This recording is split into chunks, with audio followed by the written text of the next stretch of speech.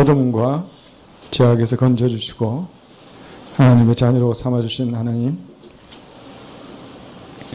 우리로 참된 진리와 사랑과 영원한 나라를 알게 하신 하나님, 지금 이 시간 우리 모두 이 거룩하신 하나님 앞에 섰습니다. 하나님 아버지, 참으로 우리를 되돌아보건대 언제부터인가 우리에게 거룩한 감동과 간절함을 참으로 찾아보기가 어렵습니다. 우리를 구원하여 주신 하나님을 생각하여도 우리의 마음에 감동이 없습니다. 십자가 예수님을 생각하여도 우리에게 주신 거룩한 말씀을 묵상하여도 거룩한 감동이 없습니다. 우리를 불쌍히 여겨주시고 긍휼히 여겨주시옵소서.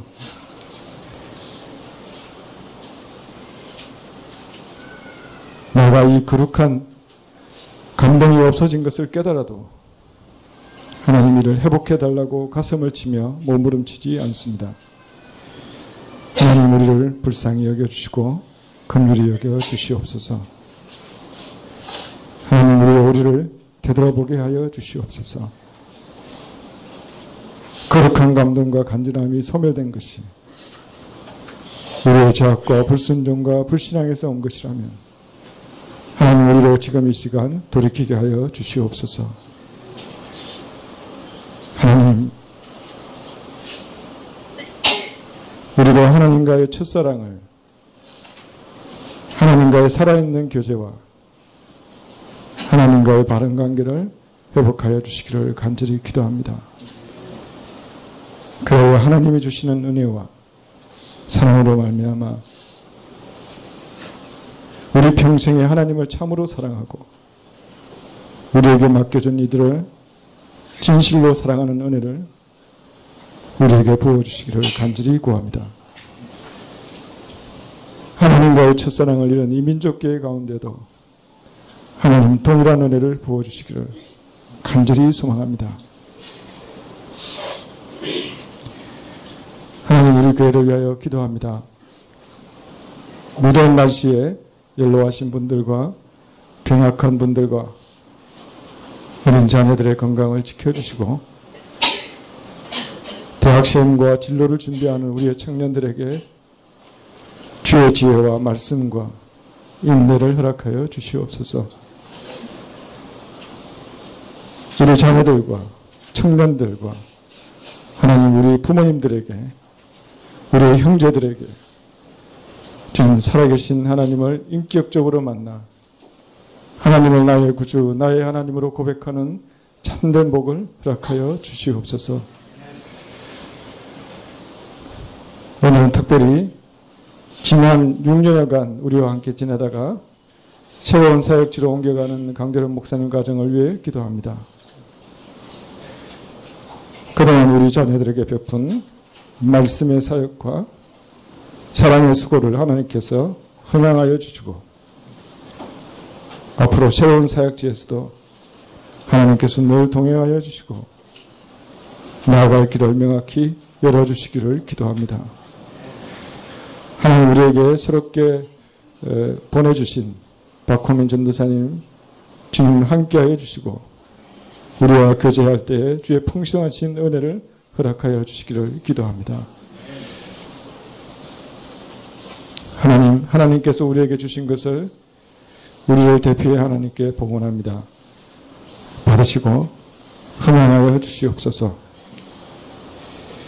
하나님 오늘 말씀을 지나치는 목사님에게 함께하여 주시고 오늘 우리에게 주시는 말씀을 통해 전하는 자와 듣는 자 모두에게 큰 은혜를 허락하여 주시옵소서. 우리를 참으로 사랑하시는 예수 그리스도 이름으로 기도합니다. 아멘.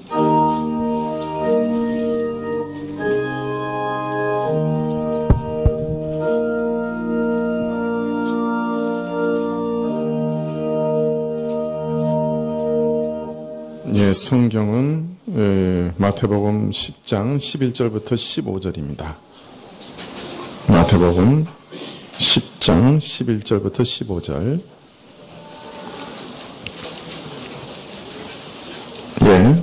마태복음 10장 11절부터 찾으신 줄 알고 봉독해 드리겠습니다. 아무 성이나 촌에 들어가든지 그 중에 합당한 자를 찾아내어 너희 떠나기까지 거기서 머물라. 또 그 집에 들어가면서 평안하기를 빌라. 그 집이 이에 합당하면 너희 빈 평안이 거기 임할 것이요 만일 합당치 아니하면 그 평안이 너희에게 돌아올 것이니라. 누구든지 너희를 영접도 아니하고 너희 말을 듣지도 아니하거든 그 집이나 성에서 나가 너희 발의 먼지를 떨어버리라. 내가 진실로 너희에게 이르노니 심판날에 소돔과 고모라 땅이 그 성보다 견디기 쉬우리라. 오늘은 성가대 찬양 대신에 우리가 전체 회중 찬양을 드리기로 했습니다. 회중 찬양은 시편 찬송 25장입니다.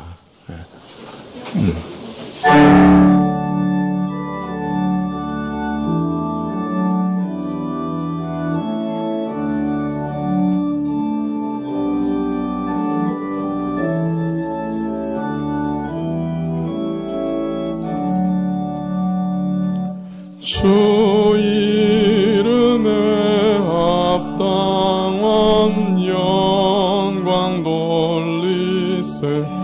영광 능력 주님께 돌리오라.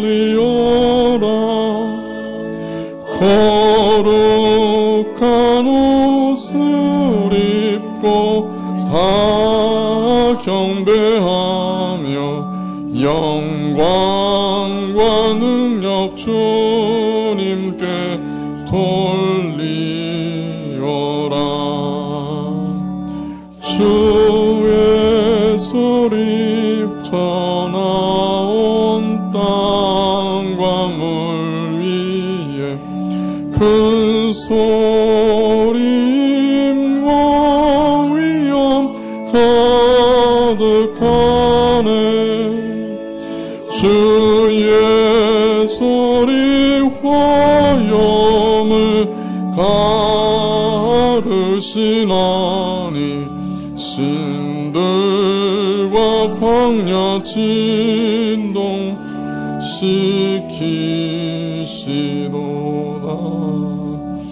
세상 모든 나라와 모든 생명을 주님 주가 하시니 영광일세.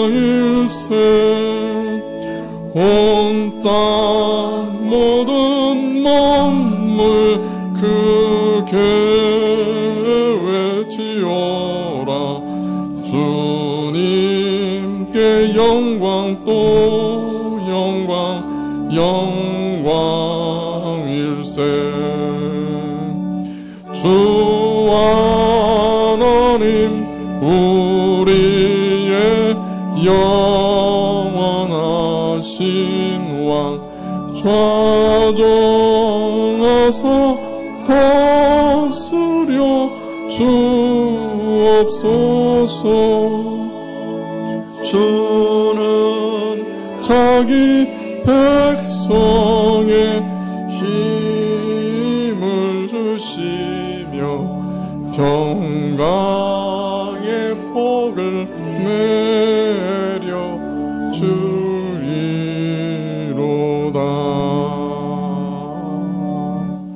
아멘. 네.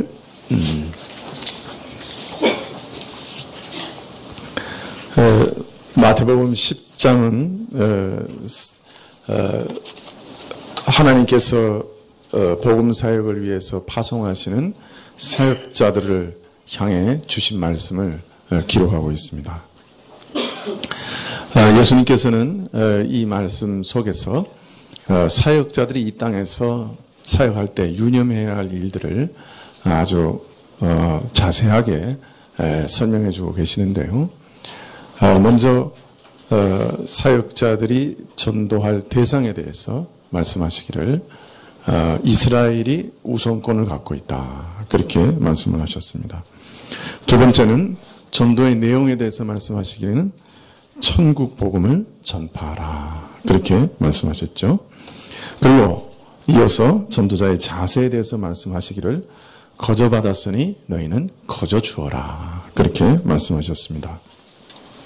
전하는 내용에 합당하게 전하는 내용이 참으로 거저 주시는 구원의 은혜에 대해서 말씀하시는 것이니 그것을 전하는 사람의 자세나 그것을 전하는 형식이나 그것을 전하는 자의 삶에 있어서도 복음은 이처럼 값없이 주어지는 것이다 하는 것을 분명하게 드러내야 한다. 그렇게 말씀하십니다. 그래서 복음 전도자의 물질 문제 때문에 복음 전도자가 그 경제적인 문제 때문에 복음 전파가 방해돼서는 안 된다. 결코 그런 일이 해서는 안 된다. 그렇게 말씀하고 있습니다. 그래서 마태복음 10장 9절에 너희 전대에 금이나 은이나 동이나 가지지 말고 여행을 위하여 주머니나 두부롯이나 신이나 지팡이를 가지지 말라. 이는 일꾼이 저 먹을 것 받는 것이 마땅함이라. 그렇게 명령하셨습니다. 전도자는 물질 문제에 관심 가지지 말고 오직 주께서 부탁하신 복음 전도의 일에 전념하며 온 힘을 거기 쏟아 부어야 한다. 만일 전도자가 이렇게 복음 사역에 초점을 맞춘다고 하면 하나님께서 그 전도자가 필요로 하는 모든 것은 친히 책임져 주신다. 그렇게 약속하고 계십니다. 에어컨이 좀 센 것 같은데 조금 낮춰주시겠어요? 바람을. 네.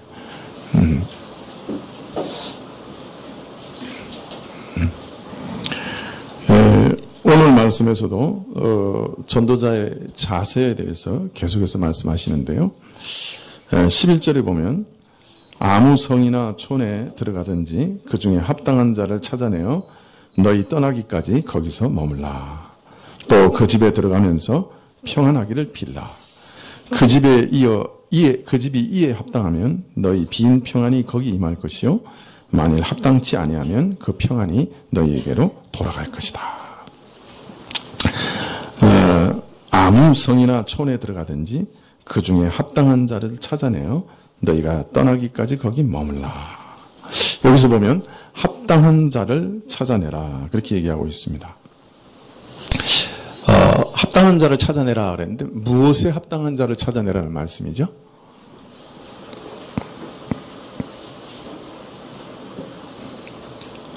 우선 바로 앞에 일꾼이 저 먹을 것을 받는 것이 마땅하다 하는 말씀이 나오고 바로 이어서 합당한 자를 찾아내어 떠나기까지 거기서 머무르라 하신 만큼 가는 곳마다 전도자들이 머물 집, 일꾼들을 대접하여 먹을 것과 필요를 공급해 줄 사람을 찾으라 하는 뜻이 될 것입니다.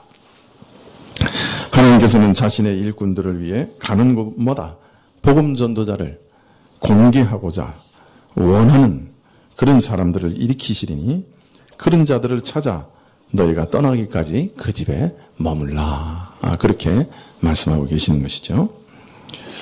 그러나 여기서 합당한 자를 찾아내라 하는 말씀은 단순히 복음 전도자를 공개하기 원하는 자나 그럴 만한 재력을 가진 자를 찾아내라 하는 말씀만은 아닙니다. 왜냐하면 그것은 바로 다음 절 말씀을 보면 알 수 있습니다. 12절에 또 그 집에 들어가면서 평안하기를 빌라. 그 집이 이에 합당하면 너희 빈 평안이 거기 임할 것이요. 여기 보면 또 합당한 자라는 말이 나오죠. 그죠? 근데 여기서 합당한 자는 무엇에 합당한 자입니까? 평안을 받기에 합당한 자다. 그걸 말씀하시죠.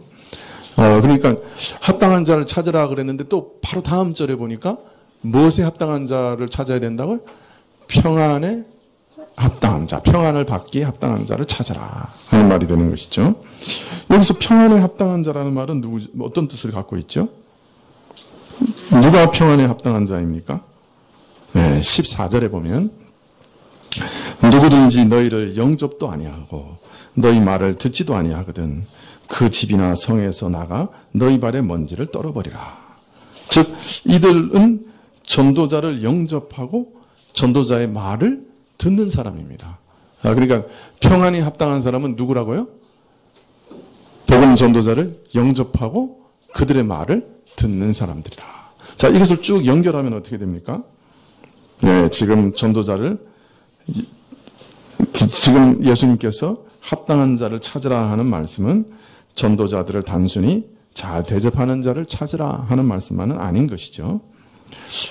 저들을 대접하는데 왜 대접합니까? 저들을 영접하되 저들의 말을 들었기 때문에 저들의 말을 듣고서 저들에게 기꺼이 영접하는 사람. 참 사역자들이 평안의 인사를 할 때 그 평안의 인사를 기꺼이 받을 수 있는 사람, 그런 사람들을 찾으라는 말입니다. 결국 가는 곳마다 합당한 자를 찾으라 하는 말씀은 복음 전도, 즉 복음을 받기에 합당한 자를 찾으라 하는 말입니다. 전도자를 대접하고 그 필요를 채우되 전도자의 말씀 때문에 저들이 전하는 복음 때문에 저들을 영접하는 자들을 찾으라. 그렇게 말씀하고 있는 것입니다. 그러므로 여기서 물질적 공개는 부차적인 것이죠. 중요한 것이 아니죠. 중요한 것은 복음을 받기에 합당한 자를 찾는 것이 목적이다라고 할 수 있을 것입니다. 야, 그러면 이제 합당한 자를 찾으라고 하신 말씀의 의미는 이제 깨달았어요. 일단 복음을 받기에, 그죠? 복음을 받기에 합당한 자를 찾으라는 말이에요. 물론 그 사람은 그 복음을 기뻐하기 때문에 복음 전하는 사람을 영접하고 그 사람의 필요까지도 채우는 사람입니다. 그러나 하여튼 지금 합당한 자라고 하는 것은 복음을 듣기에 합당한 자라는 것을 알 수 있습니다. 자, 그러면 왜 복음을 듣는 일에 합당한 자를 찾으라고 그러셨을까요?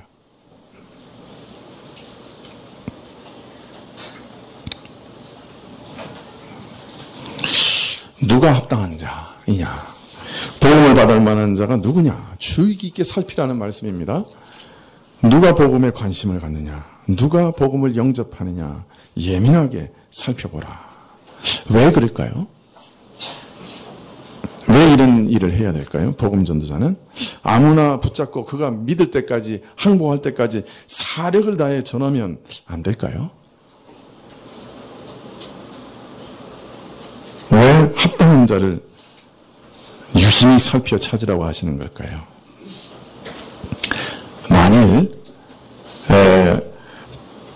복음 전도가 전도자의 능력에 달려있다면, 노력에 달려있다면, 힘과 지혜에 달려있다면 전도자는 사력을 다해 그 사람을 설득해야 할 것입니다. 그러나 복음 전도는 전도자의 능력에 달려있지 않습니다. 사실은 성령 하나님께서 그 사람의 마음을 열어주셔야 복음은 들리게 되고 깨달아지게 될 것입니다. 자, 그렇기 때문에 여기서 합당한 사람을 찾으라 하는 말은 성령께서 지금 복음 앞에 그 마음의 문을 열어주는 사람을 찾아내라는 말입니다. 사실 오늘도 마찬가지예요. 목사가 이렇게 설교를 하잖아요. 그런데 제가 이렇게 알아요. 참 이상합니다. 이게. 어떤 때는 그 설교가 모든 회중들을 위해서 하는 때가 있고요. 하다 보면요, 어쩌다가 보면 몇몇 사람이 탁 띄어요. 이렇게 감이 와요. 아, 오늘 하나님께서 이 말씀을 저 몇몇 사람들을 향해서 하고 계시는구나.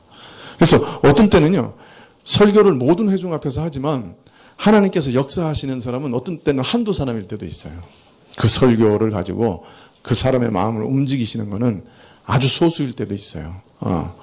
그게 신비죠. 어떤 때는 회중 전체를 막 이렇게 역사하셔서 회중 전체에 그 말씀을 적용시켜 주실 때도 있지만 또 어떤 경우에는 아주 한두 사람에게 적용시키는 경우도 있어요. 나머지 사람들은 그냥 하나님께 예배드리고 간 거죠. 복음 전도도 마찬가지예요. 가서 전해보면 마음을 예비한 사람들이 있어요. 전해보면 알아요. 그런데 어떤 사람은 마음문이 너무 닫혀있기 때문에 아무리 전해도 소용이 없어요. 그럴 때는 다음번 기회를 기다리는 수밖에 없지요. 그래서 성령께서 사람의 마음을 열어주셔야 복음은 역사하는 것이기 때문에 그 하나님께서 마음을 순하게 하고 부드럽게 하시는 그 사람을 찾으라고 말씀하고 계시는 거예요. 하나님이 준비시켜 준 사람이 있단 말이에요. 그래서 복음 전도자는 내가 나서서 누구라도 설복하리라. 내 온 지혜와 지식과 논리로 정성을 다해 포기하지 않고 끝까지 매달리면 무너지지 않을 영혼이 어디 있느냐. 이런 식으로 자신 있게 과감하게 복음을 전할 수가 없어요.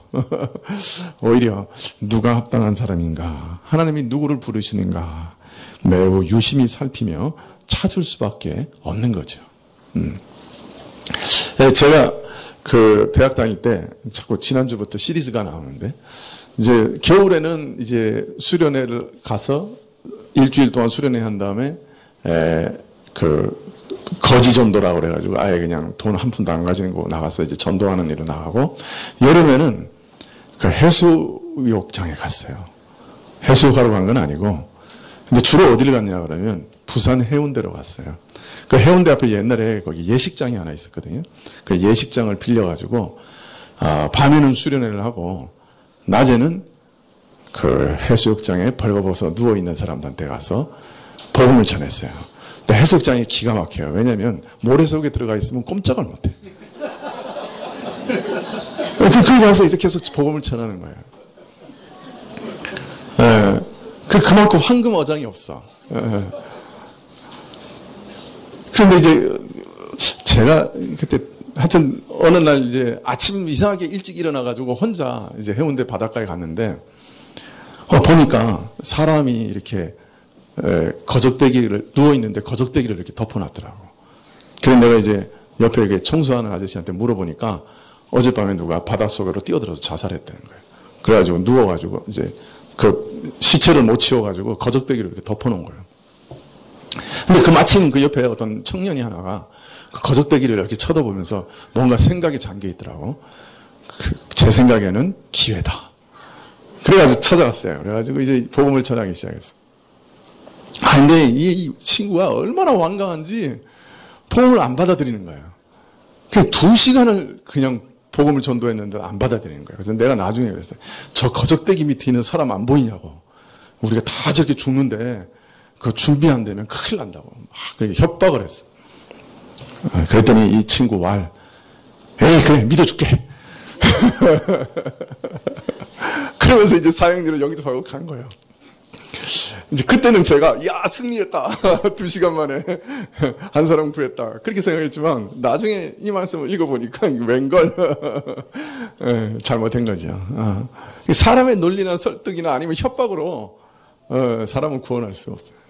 믿음이라는 건 뭐 그냥 사형리에서 내가 이쪽 선택할게 그래가지고 그냥 입으로 그냥 내가 뭐 선택한다고 고백하고 뭐 기도 따라 한다고 되는 게 아니거든.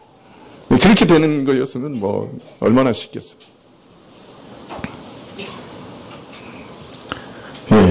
믿고 믿지 않는 것은 전도자의 손에 달려 있지 않습니다. 오직 하나님의 능력과 은혜에 달려 있어요. 그렇기 때문에 전도자는 아주 겸손하게 전할 뿐이고 또 그 전도하는 사람의 마음 밭을 잘 살피고 깨어 있어야 돼요. 그래서 그 사람에게 복음을 전하면서 정말 하나님이 그 사람의 마음을 열어달라고 간절히 기도하는 수밖에 없어요. 오직 성령이 함께 하셔서 저 사람의 마음을 열어 이 복음을 믿게 해달라고 기도하는 수밖에 없는 거예요. 그래서 우리 교회에서 이제 토요일 날 나가서 이제 전도 몇 번 했는데, 그때 이제 제가 처음에 말씀드리기를 2분씩 같이 나가라고 말씀을 드렸어요. 그래서 전도할 때 한 분은 복음을 전하고, 한 분은 옆에서 그 사람을 위해서 기도하고, 또 전하는 사람이 적절한 말을 할 수 있도록 기도하라고 그렇게 말씀을 드렸습니다. 보면 12사도도 2사람씩 묶어서 보내고, 70인들도 2사람씩 묶어서 보냈어요. 예, 그래서 2사람이 함께 나가서 보통은 전도하면서 한 사람은 전하고 한 사람은 간절히 기도하는 것. 그렇게 하는 것이에요. 그런데 그렇게 하는 이유는 이 복음 전도는 사람의 능력으로 되는 게 아니기 때문에. 전하고 하는 사람이 저 사람을 꼭 믿게 하고 싶다. 그렇다고 해서 믿게 할 수가 없기 때문에 그렇습니다. 예전에 제가 강남에 있는 어떤 목사님, 아주 설교 잘하는 목사님 테이프를 한 10년치를 내가 받아가지고 들었던 것 같아요. 그래서 이제 쭉 그분 테이프를 이제 들었는데, 예. 근데 그분이 하루는 이제 그렇게 얘기를 하더라고요. 교인들한테. 교회에 데리고 오는 거는 여러분 책임이에요. 그런데 믿게 하는 건 내 책임이니까 교회에 데려오기만 해. 다 믿게 해줄 테니까. 그러시더라고요. 그때는 그 말씀을 들으면서, 저렇게 설교도 잘하고 막 능력도 많으시니까 데려오기만 하면 된다고 하니까 참 그분 설교를 들으면서 막 부럽고, 야, 나도 참 저렇게 능력 있는 사람 되면 좋겠다, 막 그런 생각을 했는데, 나중에 이 말씀을 읽으면서, 야, 그 사람 되게 이상한 사람이네. 주제를 모르는 사람이네. 그런 생각이 들었어요. 그다음부터는 이상하게 그 테이프가 싫어지더라고요. 그렇게 말 못해요. 뭐 사람 데려오는 거는 사람 책임이고 믿게 하는 것은 목사 책임이에요? 아니요. 사람이 교회까지 오는 것도 기적이에요. 하나님의 은혜예요. 그래야 사람이, 뭐 오늘 이 자리에 나와 있는 것도 기적이에요, 여러분이. 여러분 왜 와 있는지, 뭐 하나님의 은혜를 사모해서 온 사람도 있고, 엄마가 교회 안 나가면 용돈 끊는다고 해서 할 수 없이 여기 앉아 있는 사람도 있을 거고, 진작은 뭐 하여튼 별의별 이유 때문에 그냥 여기 앉아 있는 사람 있을지 모르지만, 그래도 여기 온 거는 하나님 기적이에요. 그러니까 교회 나오는 것도 기적이고, 더욱이 교회 나와서 하나님 말씀을 듣고 거기 깨달음을 얻고 은혜를 얻으면 그게 참 기적인 거예요. 목사가 아무리 잘 준비하고 외쳐도 그 사람 귀에 들리는 것 자체가 기적이에요. 그렇기 때문에 복음 전하는 사람은 그 마음을 여는 사람이 있을 테니 그 사람들을 잘 살피고 복음을 전하라. 그렇게 말씀하고 있는 것이에요. 자, 10장 12절에 보면, 또 그 집에 들어가서 평안하기를 빌라. 그 집이 이에 합당하면 너희 빈 평안이 거기 임할 것이요, 만일 합당치 아니하면 그 평안이 너희에게 돌아갈 것이다. 복음 전할 때 저 사람이 구원받을 만한 사람인가 아닌가 따지다가 보면 복음 전도가 소극적으로 될 수밖에 없죠. 또 조금 전해보고 함부로 판단할 수도 있을 것입니다.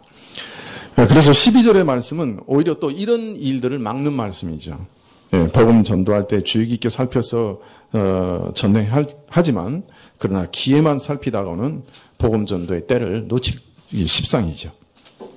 자, 그러므로 어느 집에 들어가든지 복음의 평안을 빌리고, 어느 집에 들어가든지 하나님께서 이 복음을 통해 구원을 주시사 이 집이 참으로 하나님의 평강을 받을 수 있도록 하나님 앞에 간절히 빌면서 복음을 전하는 말입니다. 그냥 내가 평안이 있을지어다 이렇게 얘기하고, 그런 것은 일종의 인사거든요. 이제 히브리 사람들은 샬롬하고 이렇게 인사하는 거죠. 그러나 문제는 그것은 인사인 동시에 또한 강구이기도 하죠. 뭐 사람이 샬롬에서 샬롬 줄 수 있습니까? 평안을? 줄 수 없죠. 그 말은 뭐예요? 하나님께서 너에게 평안을 주시기를 하는 그 간구죠. 기원이죠. 그런데 복음 전도자가 그 집에 들어가서 평안하시기를 하고 말하는 것은 참 이 복음 전도로 인해 하나님의 구원의 은혜가 임해서 하나님의 평강이 여러분에게 임하기를 이라는 그런 뜻이란 말이에요. 그래서 어느 집에 들어가든지 하나님의 평안을 빌고 하나님께서 복음의 평안을 베푸실 것을 간절히 기도하면서 전하라는 말입니다. 모든 사람이 복음을 영접하기를 바라는 마음으로 접근하고 적극적으로 찾아 나서고 전하는 것이 필요하다. 복음은 누구에게도 차단되어서는 안 된다. 그 누구든지 복음 받기를 원하는 마음으로 전파하라. 그렇게 말씀하고 있습니다.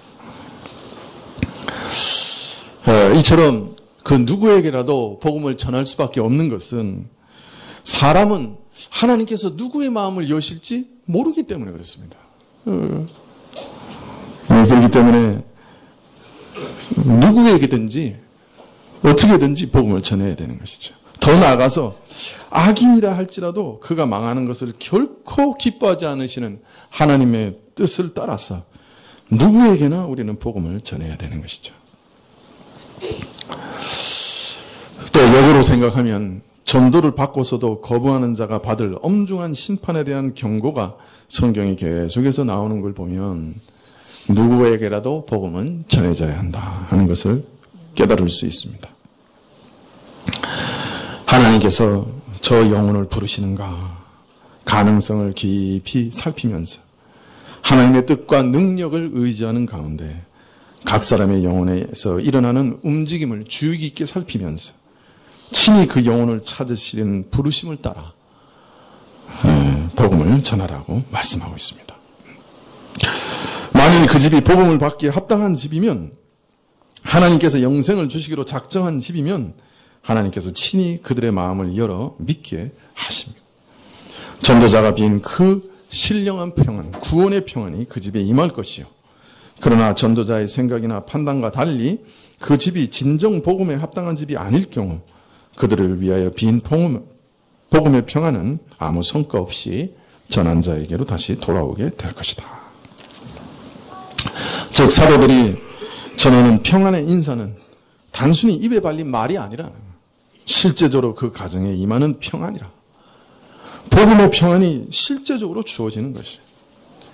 아, 내가 정말 내 능력이 아니고 내 선행이 아니라 이 나를 위해 주신 메시아의 그 일, 그리스도가 나를 위해 죽으신 그 일 때문에 구원을 받는 것이구나.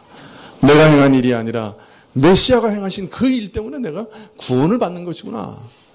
네, 이것을 참으로 깨달을 때 죄인에게는 이 세상에서 얻을 수 없는 말할 수 없는 평안이 주어지는 것이죠.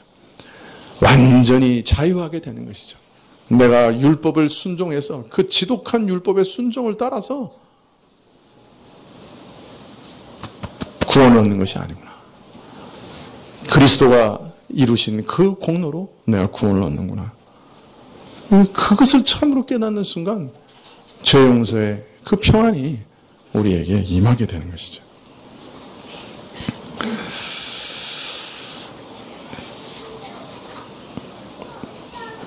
우리 죄를 용서하시는 복음을 믿는 자에게 임하시는 그런 평안, 믿는 자에게 이 평안이 임할 것이요 믿지 않으면 전하는 자들만 이 평안 속에서 계속해서 평안을 누리게 된다.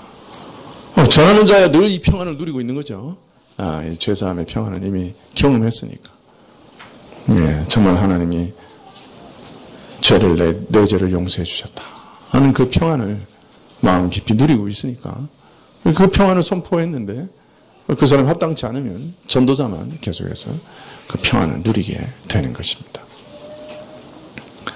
그래서 어떤 분들은 목사님 제가 계속해서 범죄하다가 또 회개하고 또 범죄하다가 회개하고 하나님께 죄를 용서해 달라고 그렇게 기도하는데 내 죄가 용서된 걸 어떻게 압니까? 내가 매일매일 회개할 때마다 내가 죄가 용서받은 걸 어떻게 압니까?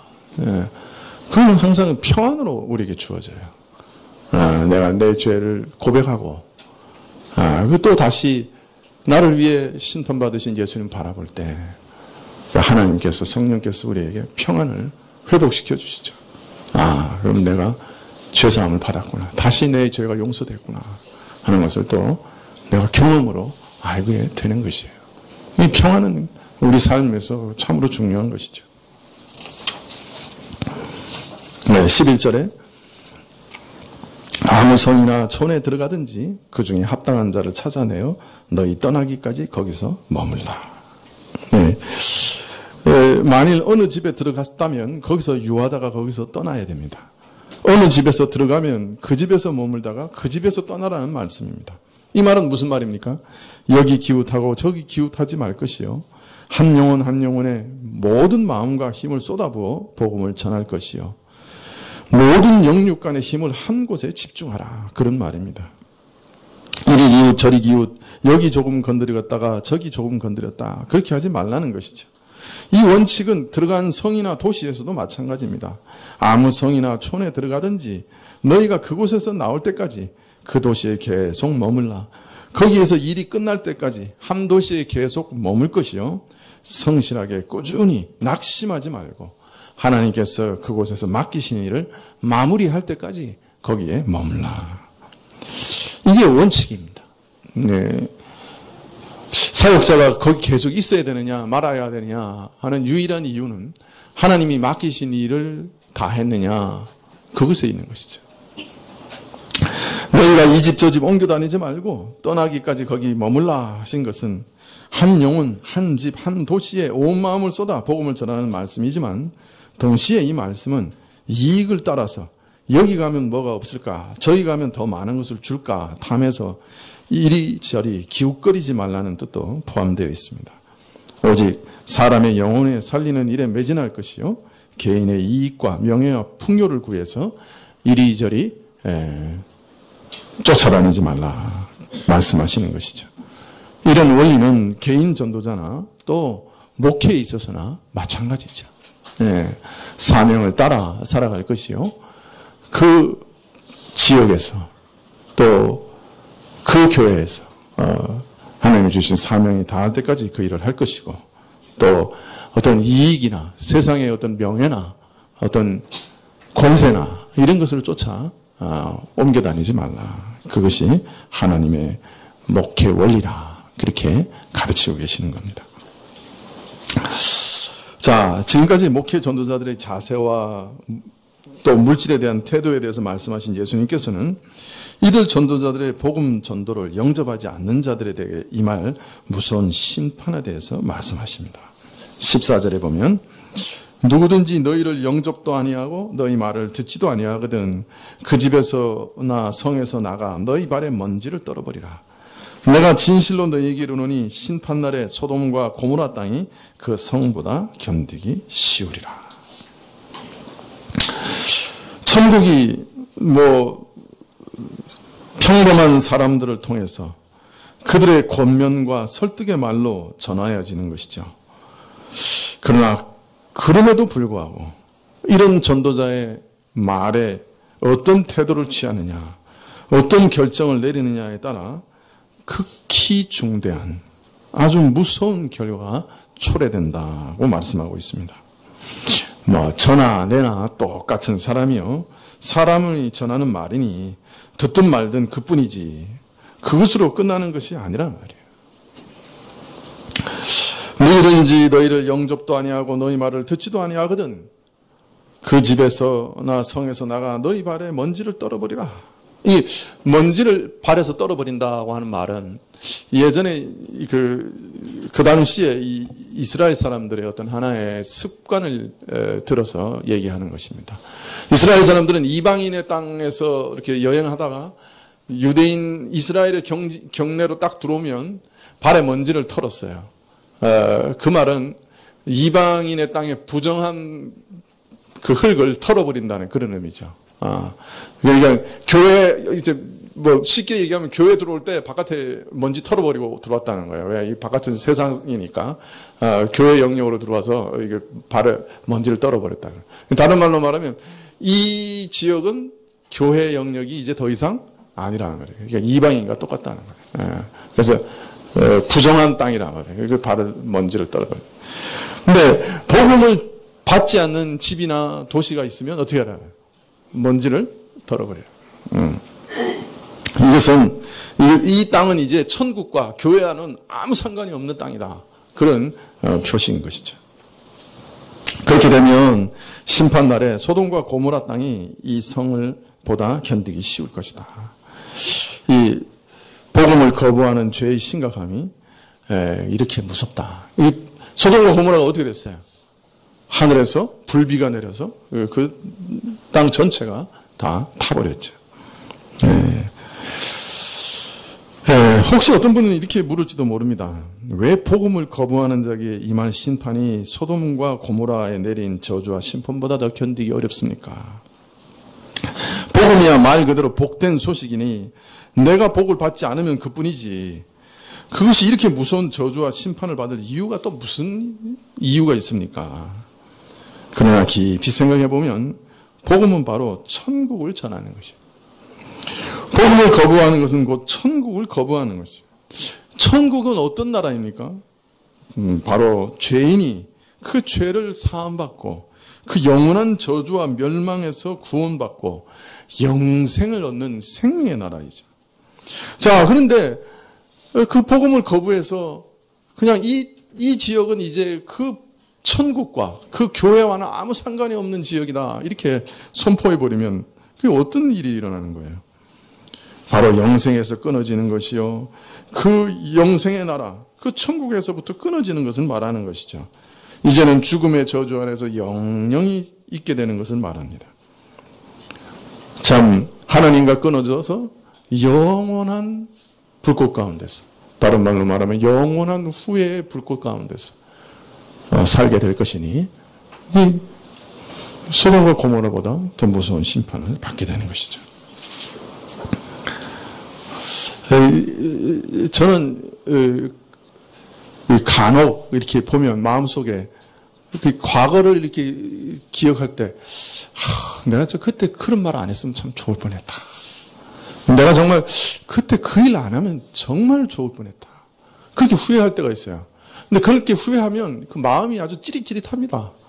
그냥 그렇게 아파요. 그냥 왜 그때 그렇게 그런 일을 했을까? 왜 그때 그런 결정을 했을까? 그때 좀 더 지혜롭게 왜 하지 못했을까? 그 후회를 합니다. 그게 너무 고통스럽죠. 네, 여러분, 그런 고통이 영원히 그리고 끊임없이 지속되는 곳이 어디예요? 지옥이에요. 네. 내가 그때 그렇게 하지 말걸. 내가 그때 그 목사님이 그렇게 간절하게 부탁할 때 그 예수님 믿을걸. 그때 그렇게 참 그 남들은 다 교회 열심히 나가서 그 복음의 은혜를 듣고 그렇게 기쁨을 누리고 있는데 나는 왜 그렇게 세상 기쁨 속에서 그렇게 그냥 그 세상 것 좋아가지고 그렇게 쫓아다녔을까? 그 지옥에서 영원히 그렇게 후회하는 거라고요. 마치 뭐라 그럽니까? 발가벗겨서 살갗이 벗겨진 자리에 소금이 쳐지는 것 같은 그런 고통을 당할 거라고 그랬어요. 그 지옥의 고통에 대해서 예수님 설명하시기를 마치 그 소금이 뿌려지는 것 같아요. 그 상처에 소금이 뿌려지는 것 같아요. 그 상처에 소금 뿌려지면 얼마나 아파? 그죠? 근데 그것이 마음속에서 영원히 계속되는 곳이 그곳이란 말이에요. 내가 그렇게 하지 말걸. 그렇게 하지 말걸. 그때 그런 잘못된 선택하지 말걸. 그때 내 부모의 말을 들을걸. 그런 후회. 그것이 이 땅에서도 우리는 간혹 그냥 그 마음속에서 이렇게 참 소금 치듯이 아픈데 그것이 영원히 계속되는 것이 있다 그러면 그 얼마나 무서운 것이 되겠어요. 그냥 하루 한 날 그냥 불벼락을 맞아서 죽는 게 낫지. 그게 그런 것이 아니란 말이지. 그렇기 때문에 소돔과 고모라보다 훨씬 심각하다고 이렇게 얘기하는 거예요. 여러분 아무도 그런 고난 당하지 않기를 간절히 빕니다.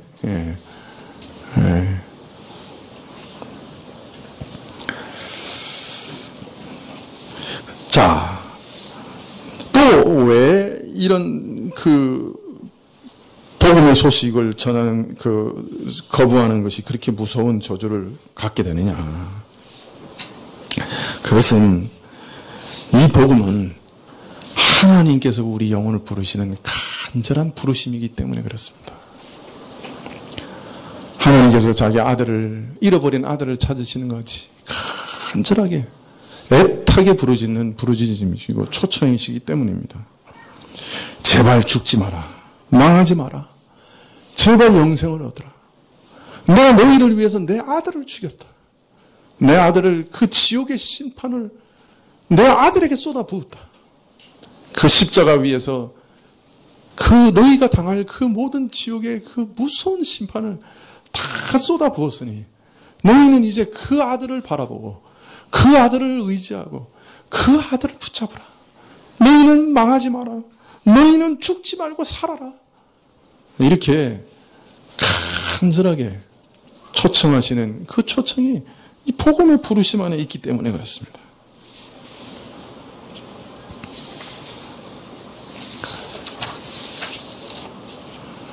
여러분, 우리가 육신의 아비의 간절한 그 명령을 거역해도 그냥 그 불효의 죄를 범하는 것이 되는데, 그 하나님 아버지의 이런 간절한 부르심을 외면하면 그것이 참 얼마나 큰 죄가 되겠습니까? 여러분,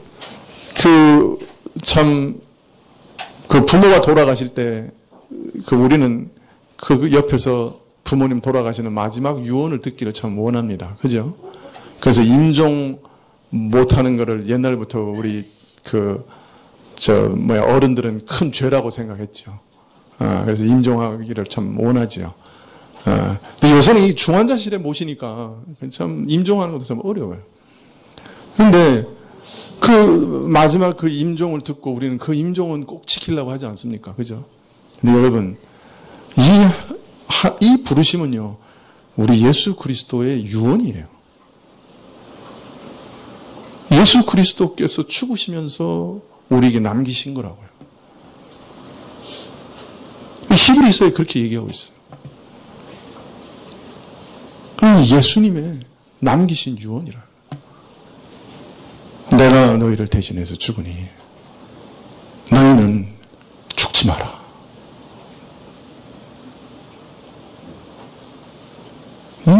하나님의 간절한 호소요.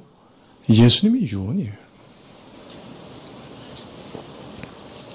그런데 그걸 헌신짝처럼 갖다 버리면 그걸 이게 중요해. 이 세상에 팥죽 한 그릇보다 못하지. 그래 버리면 그것보다 더 무서운 게 어디 있냐면,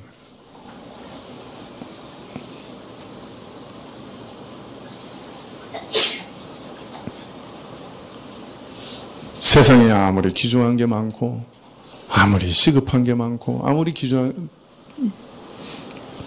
게 많아도 사실 이것보다 더 중요한 건 없잖아요. 이거 지켜야 되는 거예요.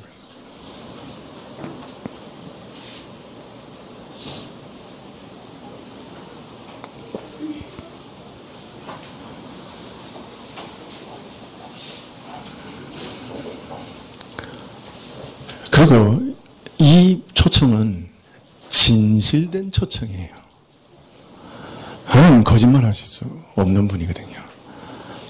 아주 진실된 초청이에요. 누구라도 와라. 누구라도 와라. 내게 오는 자는 영생을 얻고 내가 결코 내어 쫓지 않겠다. 내가 결코 내어 쫓지 않겠다. 누구라도 와라. 언제라도 와라. 내가 죄인인 것을 깨닫고 내 스스로는 내 이 무서운 죄를 해결할 길이 없다는 것을 깨닫고 내게는 오직 예수님 외에는 다른 구원자가 없습니다 라고 하는 것을 깨닫고 내가 돌아가기를 원합니다 라고 정말 마음에 원하거든.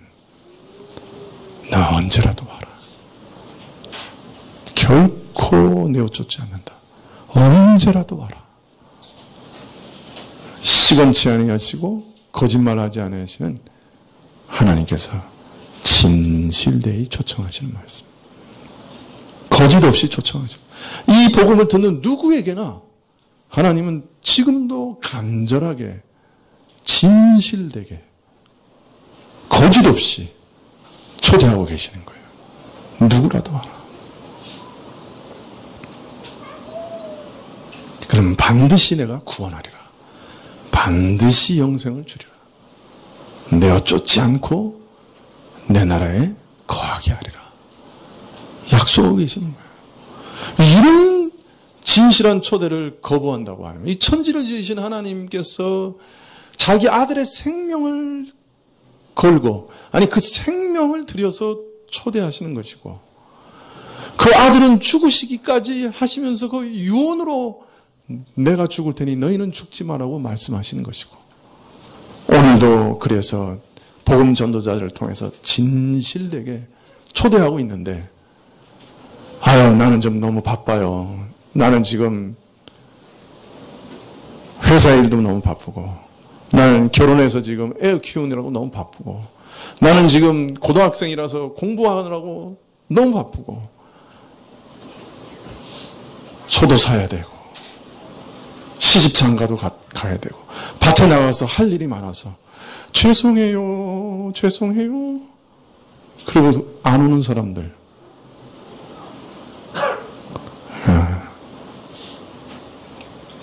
하나님께서 어떻게 생각하시겠어요?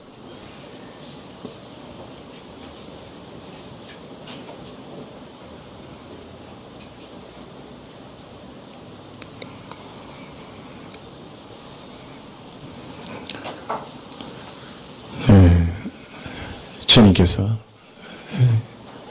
초청하시고 있는 것. 우리가 사실 범죄할 때마다 초청하세요. 아, 내가 회개해야 되는데, 돌아가야 되는데. 우리 신자에게도 마찬가지예요. 초청하실 때마다 예, 내가 주의 은혜를 믿습니다. 내가 주께로 돌아가겠습니다. 그리고 돌아가는 사람들에게는 용서와 평안을 허락하십니다. 여러분과 여러분의 가정이 주께서 주시는 평안에 합당한 사람들과 또 가정이 되시기를 축원합니다. 기도하시겠습니다.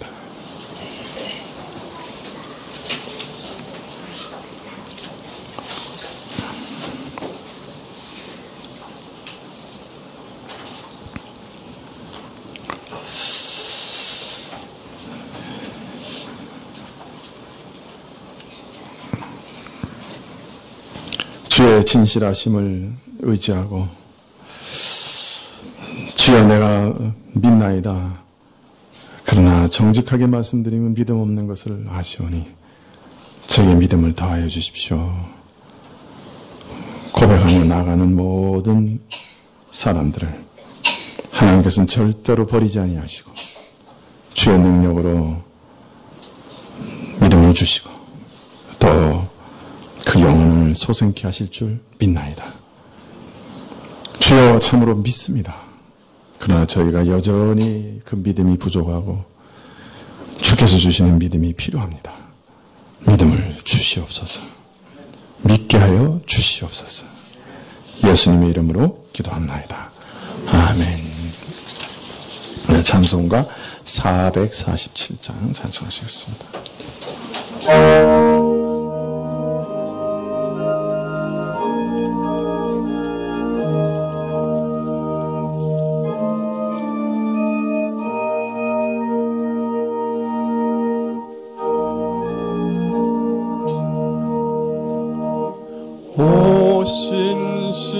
신실하신 주 내 아버지여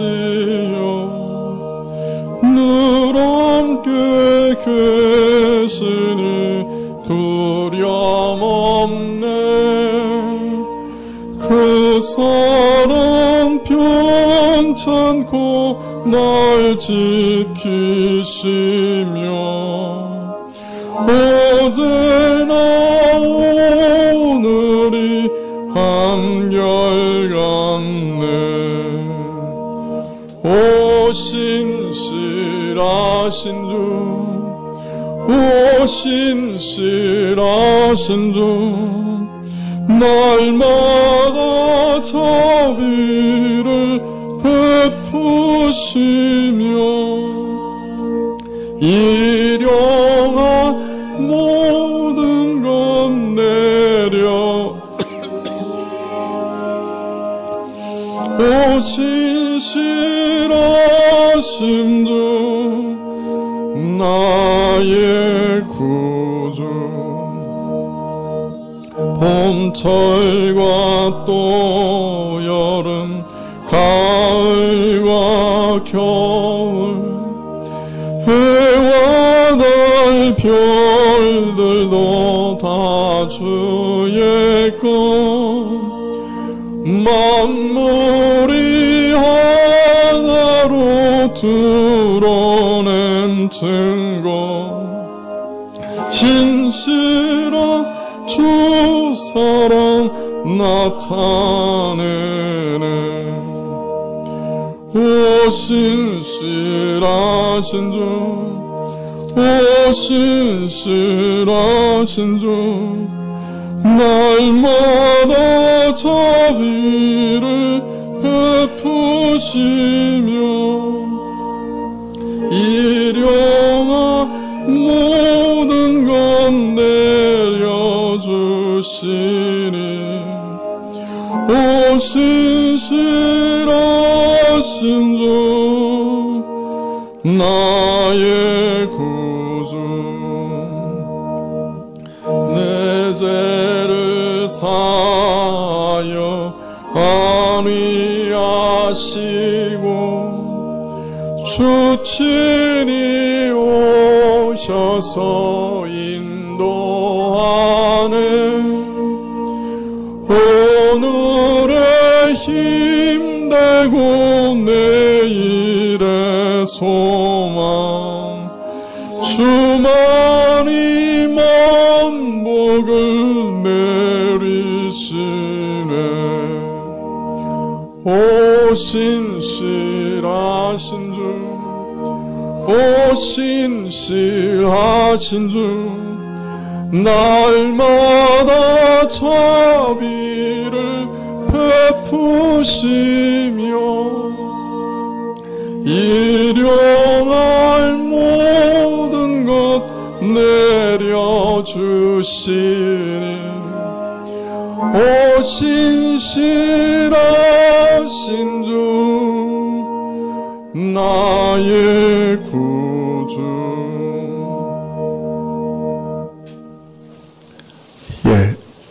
예배 끝나고 바로 채식회로 모이겠습니다. 집사님들 기억해 주십시오. 기도하시겠습니다. 지금은 우리 주 예수 그리스도의 은혜와 하나님 아버지의 그 크신 사랑과 이 은혜와 사랑을 깨닫게 하시고 누리게 하시는 성령님의 역사하시고 감동하심이 참으로 마음을 열고 주여 내가 주의 부르심에 순종하고 여기 있나이다. 다른 그 어떤 분에게도 갈 수 없어 주님께만 오나이다. 내 영혼을 받아주소서. 참으로 주의 부르심에 순종하여 머리 숙인 주의 백성들 위해 지금부터 영원까지 함께 계실지어다. 아멘.